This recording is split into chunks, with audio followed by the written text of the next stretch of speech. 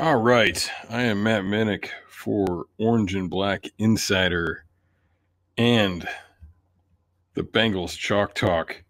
Thank you for joining me once again. We flipped the script a little bit this week. If you are listening to this in podcast form, we leading with our guest, Bob Sochi, the voice of the New England Patriots.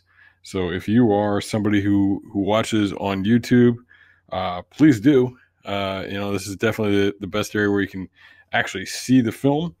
But on the podcast downloads, I have a guest almost every week. And this week, Bob Sochi had a great conversation with him. So we put that up front, wanted to make sure that everybody got a chance to listen to that interview. Great conversation with Bob Sochi, who does the radio broadcast for the New England Patriots. All right, but now we're going to get into a little bit of film. So we're going to focus the film study this week on the Patriots. So I've been talking for a while about Zach Taylor needs a win that he can hang his hat on. He needs a signature win, something that will give him, give the team, give the administration some confidence moving forward, and maybe even attract some free agents, by showcasing what we have in our young coach. So we're going to focus on what they can do against the New England Patriots. Now, this is not going to be easy. And I think as we look at the games the rest of the season, this is the least likely game for them to win. But it's still an NFL game. There's a reason they play the game. And so we're going to talk about some things that they can do and how they might be able to pull this one off, and some things that, they could do to impress and to make everybody feel good, going into year two under Coach Taylor. So we're going to start off. Look, the Patriots offense has been up and down. But the key, important part of that offense is Edelman. That's where Brady really wants to go with the ball. It doesn't seem to feel great about the rest of his receiver core. And so it's all about Edelman. And we've seen teams double team him, do some things to try and affect him. And that's really what I want to focus on talking about right away here. So a couple of weeks ago against the Houston Texans, they actually threw a pick that put them in a real bad spot. But it started off, it was an empty. Edelman was the number 3 receiver to the trip side, and there were twins on the other side. They motioned Edelman across the field. When they did that, a defensive back went with him. It was man coverage, and they lined him up really close to the number 2 receiver on the other side of the formation. So when that occurred, he took an outside release at first.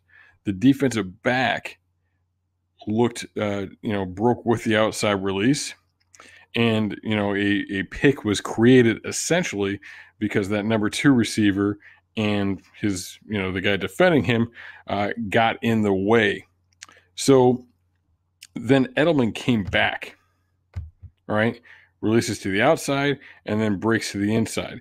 But even though he had moved, there's a Mike linebacker right there. So this is really just a cover one look. But that Mike linebacker was keying on, likely Edelman. Could be something that the teams just do the number 3 receiver sometimes. But he's keying on Edelman here. So think about it. Do the math. 4 pass rushers, all right? And if you're playing man-to-man, that's 5 more guys. That's 9. In cover one, you have a high free safety, but there's also a free linebacker, all right? And that's what people don't always think about, don't always realize there's another free guy there. And I think a lot of times we talk about double teaming, we think about, like, the Patriots like to double team and put McCourty over the top. You can double team the player over the top, but Edelman is probably more dangerous underneath for what he can do, coming in and out of routes, and this exact type of route here. So how do they take that away? They played him to the outside, they played him to the inside. That defensive back knows he can play aggressively to the outside because when Edelman comes back in, there's another defender who's keen on him, who's going to take that right away. They end up throwing the ball the other way and getting the pick on this, but that's how you want to do that. You can bracket and playing it inside and out, not just playing, one guy underneath and one guy over. Now, obviously, bracketing inside out is beneficial for those underneath routes that Edelman is well known for. But, there's going to be an advantage to doing it when he's running vertically as well. So also in that game, he was lined up in the slot in a 2x2 formation with the tight end receiver on the other side. He's the slot on the two receiver side, playing pretty tight. Now, the Texans looked like they were in a cover 2 look, but the safety to that side is really just playing inside Edelman, where they've got another defender lined up right over the top of him. I believe it's a nickel corner. So they're taking 2 defensive backs, putting both of them there on Edelman, so you can play him inside and out like that. That time it leads to an incomplete pass. So there's different ways to bracket him and take that away. And, you don't have to put your most talented player on him. That's another thing that the Patriots don't really do anymore because Gilmore is playing so out of his mind that they tend to put Gilmore on the best receiver. But a lot of times, historically, they've put their best corner in man coverage on the second best guy and bracketed the best player. Antonio Brown is the guy. They rarely matched up man-to-man with Antonio Brown. They usually just put 2 guys on him. So there's a variety of ways you can do that. Now, the big thing, figure out where's Edelman lining up. And when you're game planning, when you're looking at the film, you think, where are they putting Edelman? What is he doing? Where is he getting his targets from? And then you try and take that away and looking at what his alignments are, breaking that down, very specifically for how you want to play it defensively. Because there's probably some alignments where he doesn't get targeted at all, and definitely his alignment within the formation, whether he's the number 1, the number 2, the number 3, whether he's, in a tighter than usual alignment, whether he's bunched when they send him in motion. There's going to be tendencies to what he does in all of those situations. So you can break it down by all those things and come up with a plan and figure out what you want to do there. So, that brings us to the other opportunity here is baiting it. All right, so you frustrate them by having him bracketed and having him double covered, but you also want to make him appear uncovered. And then you can bring in defenders from different areas to try and make a play on the ball, try and get a pick. Because you need to be able to steal possessions, especially when you're playing in a game like this where you're playing from behind. You need to be able to give your offense another shot, put points on the board. When was the last time we put points on the board on defense in Cincinnati? Hasn't really been something that happened this year. I remember actually getting that feeling against the Steelers. I had that feeling, my God, it's like this is a game where they need a defensive score to win. Some games are like that. And, especially when you're playing from behind, what I mean by that is when you're playing in a point who is expected to beat you, you've got to be able to come up, create situations on defense, on special teams where you either score or you set up a score for your offense. And, given some of the red zone struggles the Bengals have had and some of the kicking issues they've had, it's best if they can score for themselves so we can avoid some of those things. So, you definitely want to set that up, take advantage of those situations when you know what the route is, bait it, and be able to steal that. So the Texans gave us one example of something like that with Edelman lined up as the slot receiver. Kind of a slow release and then came across, digging across the formation.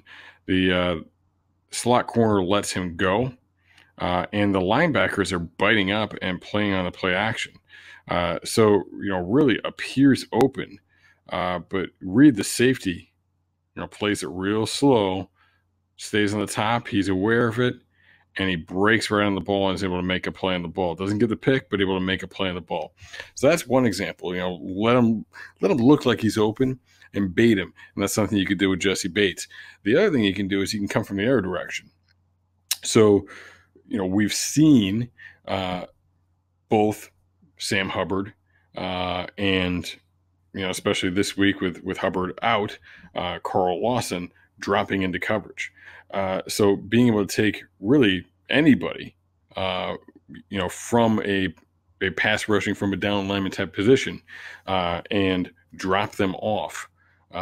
Create a situation, because Edelman, they like to throw to him across the middle quite a bit, create a situation where it looks like there isn't anybody there, and then boom, those guys pop out and come underneath that. That creates an opportunity for a turnover as well.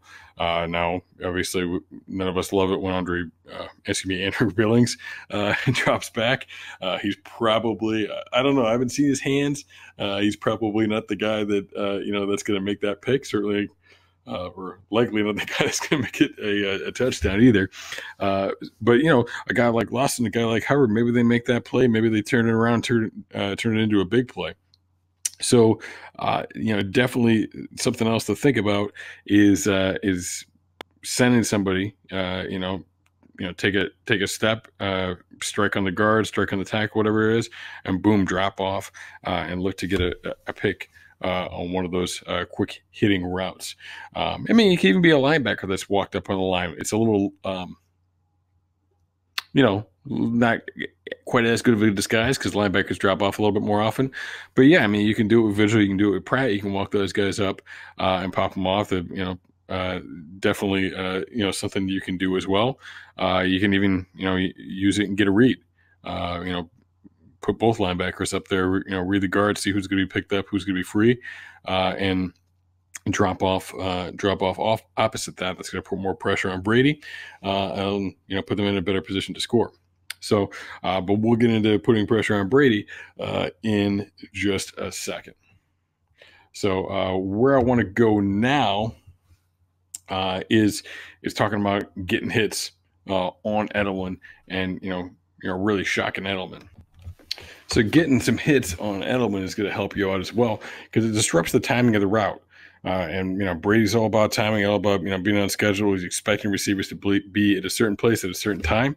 And Edelman against Kansas City lined up to the right of Brady. He was the slot and twins, and they had three receivers opposite him. And he's looking to get across the formation. And what happens? They're in the zone, but still that slot defender gets a shot on him.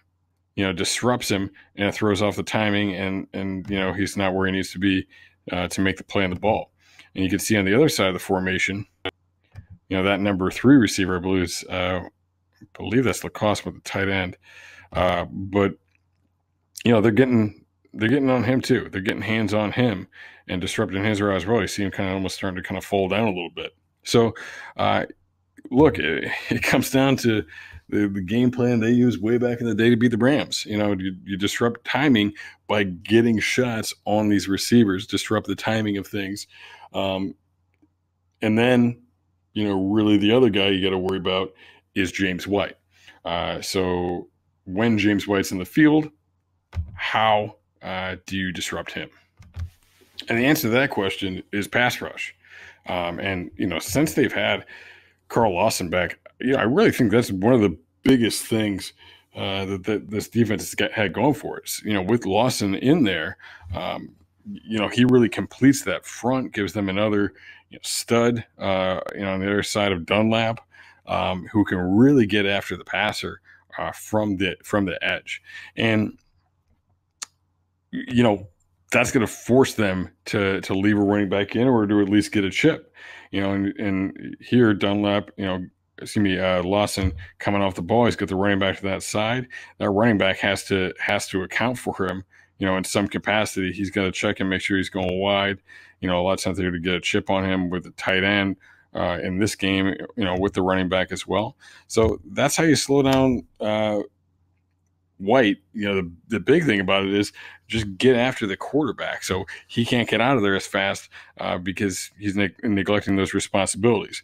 The other thing is, again, you hit him, you mug him, and when he's trying to get out, especially when he's trying to get out in the middle, if there's a linebacker who's in man on him, then you got to hit him. You got to hit him. You got to disrupt that. You get that out later so he's not there because when they're getting out of the backfield, running backs, sometimes they're checkdowns, sometimes they're primaries. It's usually either you're expecting him there right away to get him the ball because he's the primary, or you're expecting him there when you're in trouble because he's the checkdown.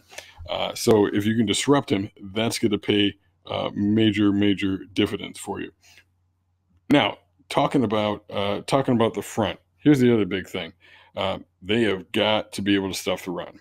And we have seen some improvements in this area over the last few weeks, and now this is a real test. The Patriots O-line has not been great. And they haven't been great running the ball. But this is going to be a real test for them. Lawson stepped up in a big way and looked really good against the run last week, with Hubbard out. Hubbard has been excellent on the edge. Obviously, Dunlap, gets after. Geno Atkins has been basically a one-man run defense at points this season for the Bengals. Andrew Billings, Rennell Wren, stepped up as well. Billings was a monster a week ago. So some good things going on there. I actually did a film room this week on Since He's Young. You should check out specifically on Lawson against the run, because we all know he can get after the passer, but he showed in this Cleveland game he doesn't have to be a specialist. He's a guy that can be on the field more for you. And then the other thing is, Pratt and Vigil. Since Pratt has been in there, Vigil has been a lot better. And Pratt has gotten a lot better too.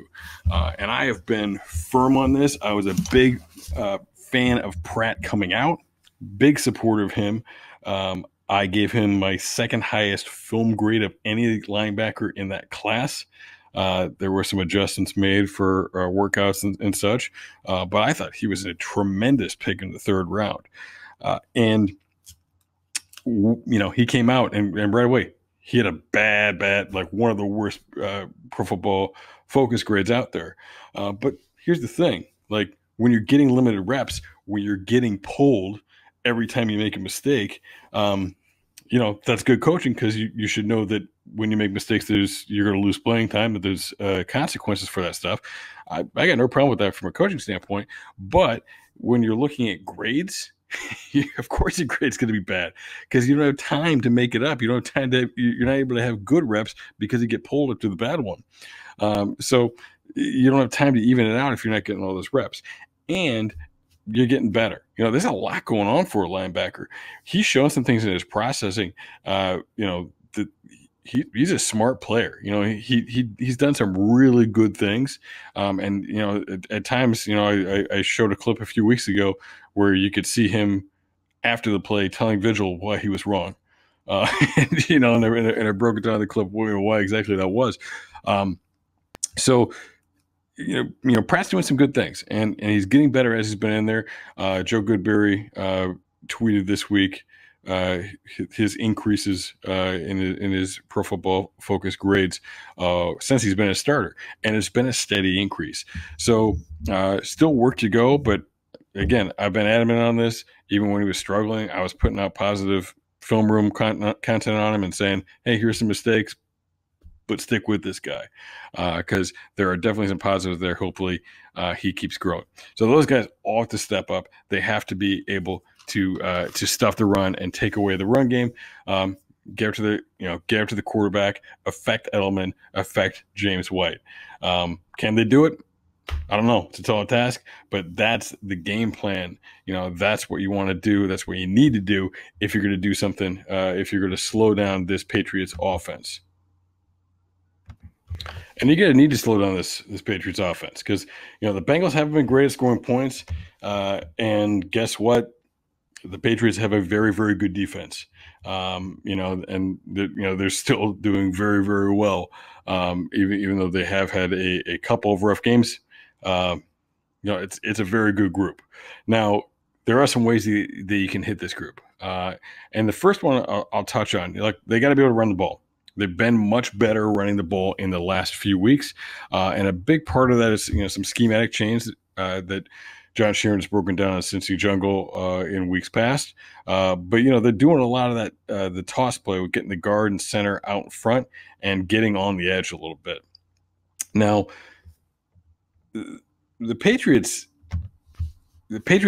have good edge players. They can hold an edge, but they don't have a lot of speed at the linebacker position. Not as much as you would think. So, much like that has been a problem for the Bengals. If they don't have an edge and they don't have the speed at linebacker, it was trouble against the 49ers and other teams.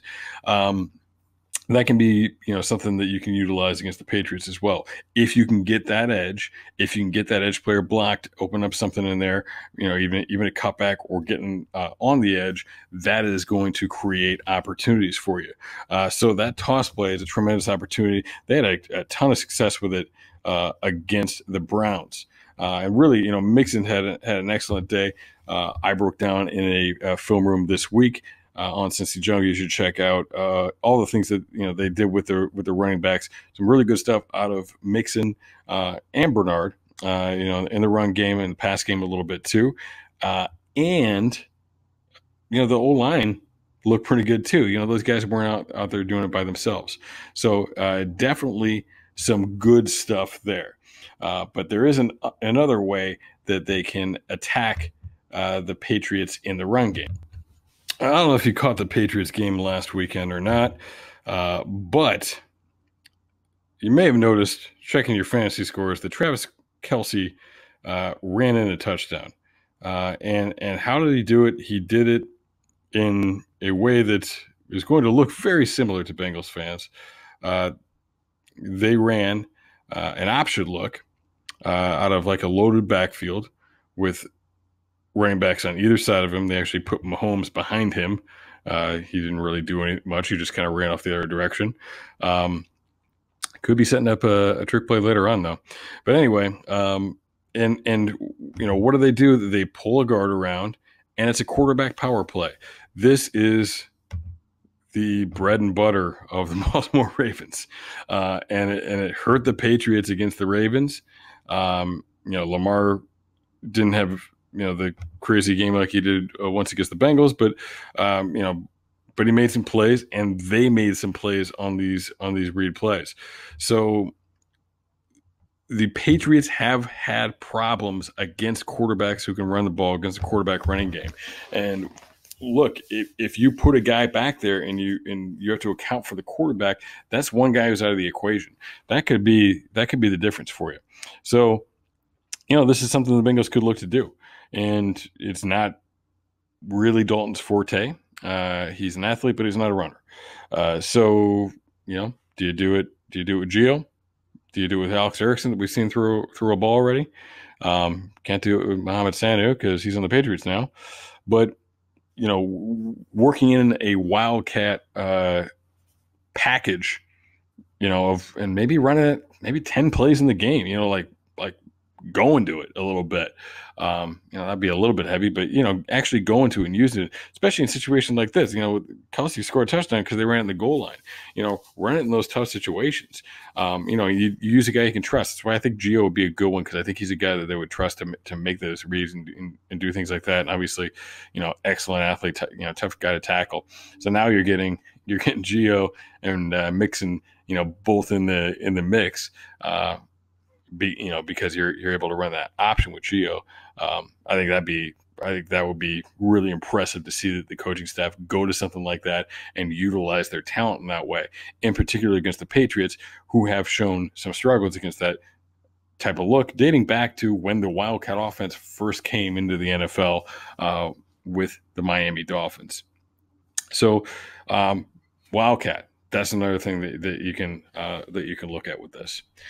Now, passing the ball is going to be really tough. The Patriots have a lot of really good DBs, and they're going to do a good job with matchups. Gilmore is a lockdown, shutdown guy. J.C. Jackson, excellent man coverage guy. Some people don't know about. McCourty, very good in zone. That's Jason McCourty. Obviously, Devin, very talented safety as well.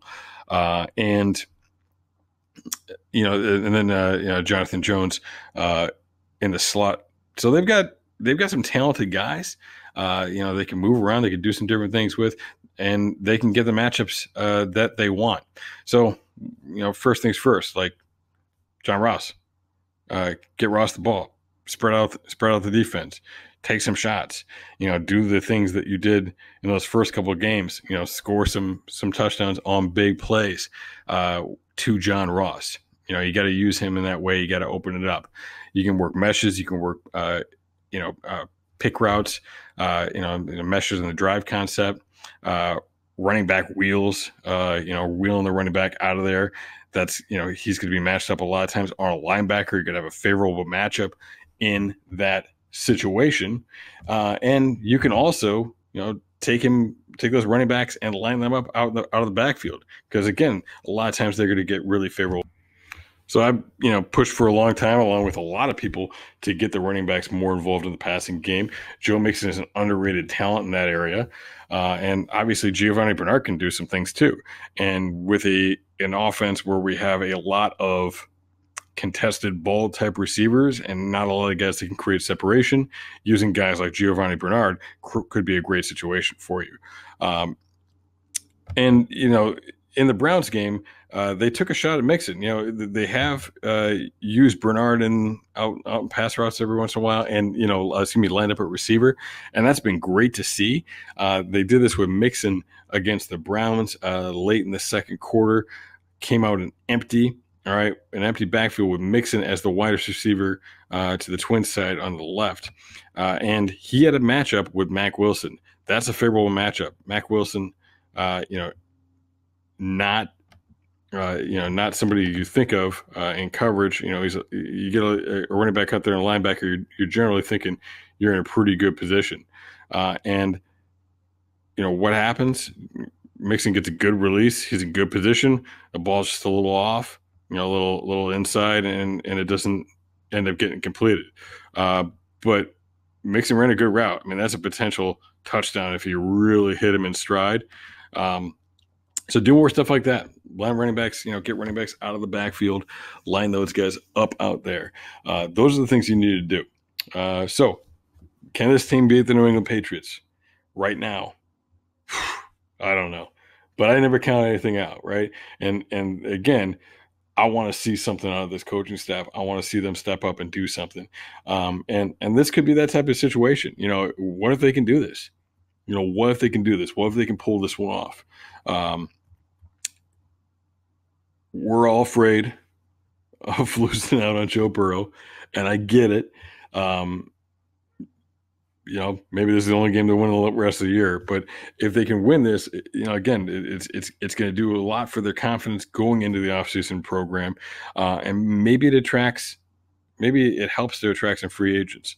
Seeing wow, they knocked out Belichick. They were having a bad season and they managed to pull that thing off. It could pay some dividends. They're less obvious dividends than losing every game and having a first round pick, but they're dividends. And then hopefully we'll see the Giants win a game and we'll be okay in that situation. But you got to root for your team. And again, as I wrote last week on Cincy Jungle, winning is important. Winning is most certainly important. You got to win football games. All right, so we'll see what happens this weekend. I got some ideas. I got some thoughts on it. I don't feel great about it. Don't get me wrong. Don't call me crazy. You see people be like, man, what is this guy talking about? But I see a path. I see some ways, and with some lucky breaks, and maybe something can happen. So, all right, Matt Minich for Orange and Black Insider. Check me out on Cincy Jungle. Check out my guest today, Bob Sochi, as well, the voice of the New England Patriots. Great interview with him today. Really appreciated that. And we'll be right back here next week talking about the next game. Peace.